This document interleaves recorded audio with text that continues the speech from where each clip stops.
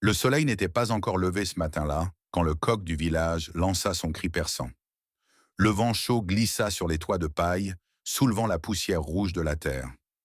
Dans la cour du vieux marché, trois hommes se tenaient déjà debout, le regard fixé sur l'horizon. C'étaient Moussa, Karim et Demba, les trois menteurs les plus connus du pays. On disait qu'ils pouvaient te vendre ta propre ombre. Moussa mentait pour se sauver. Karim mentait pour se faire aimer. Et Demba mentait juste pour voir jusqu'où il pouvait aller. Ce jour-là, une rumeur parcourut le village. La vieille Mbala a perdu une jarre pleine d'or près de la rivière des esprits. Tout le monde courait dans tous les sens, cherchant à la retrouver. Mais Moussa, Karim et Demba savaient déjà ce qu'ils allaient en faire. Partir ensemble et trahir ensemble.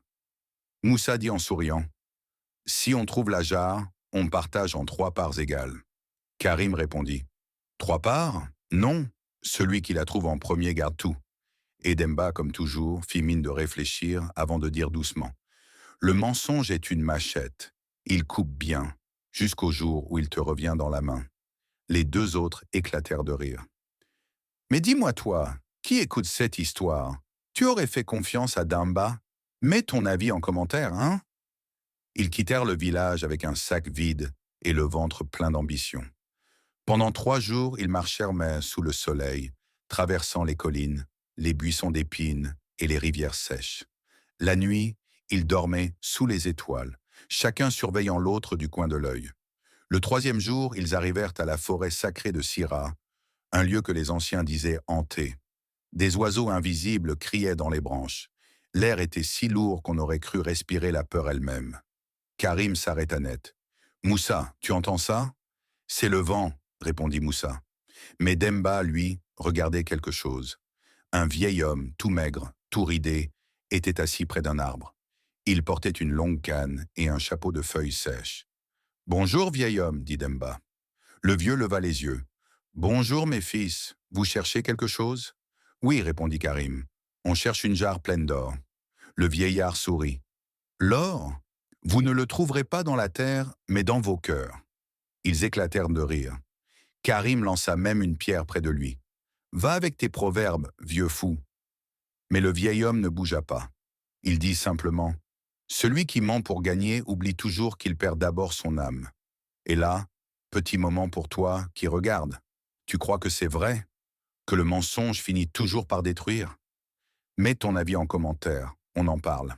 La nuit, pendant que les deux autres dormaient, Demba se leva discrètement. Il suivit la lueur de la lune jusqu'à un grand arbre creux. À l'intérieur, il aperçut une jarre, une vraie jarre, lourde, couverte de symboles anciens. Son cœur battait fort. Mais il se dit, « Non, je ne vais pas les prévenir.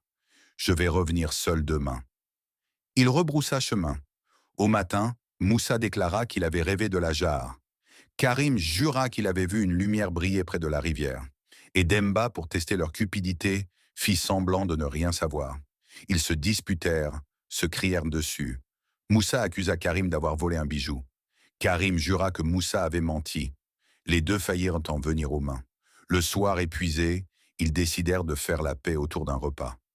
Mais pendant que Karim préparait la nourriture, Moussa, rusé, mit du poison dans la marmite, se disant « Quand ils mourront, je garderai l'or pour moi. » Sauf que Karim lui aussi avait un plan. Pendant que Moussa était distrait, il versa du poison dans la gourde d'eau de Moussa. Et Demba, il observait les deux, un sourire triste au coin des lèvres. Quand ils s'assirent pour manger, le silence tomba. Le feu crépitait, la lune brillait. Ils burent, ils mangèrent. Et au bout de quelques minutes, Moussa s'effondra, les yeux ouverts sur le vide. Karim, pris de panique, but à la gourde et tomba à son tour. Demba resta seul. Il s'approcha du feu, regarda les deux corps et murmura « Voilà où mènent les mensonges. » Il se leva pour aller chercher la jarre qu'il avait vue la veille. Mais quand il arriva près du grand arbre creux, elle avait disparu. À la place, une voix résonna. « Tu pensais tromper le destin? Tu es ton propre menteur, Demba. » Le sol se mit à trembler. La terre s'ouvrit doucement, et Demba disparut dans un tourbillon de poussière. Le lendemain, les habitants du village trouvèrent, près de la forêt, 3 pierres, alignées l'une à côté de l'autre. Et depuis ce jour, chaque fois qu'un homme ment dans ce village, les anciens disent « Attention, tu marches vers le puits des trois menteurs. Alors dis-moi toi, qui écoutes jusqu'ici, si tu avais été à leur place, aurais-tu dit la vérité? Écris ton avis dans les commentaires. Et surtout, si tu veux d'autres histoires fortes, vraies, africaines et pleines de leçons, abonne-toi à la chaîne Légende africaine. Active la cloche et partage cette vidéo à quelqu'un que tu veux voir grandir avec toi. Parce qu'ici, on raconte les histoires qui réveillent les cœurs.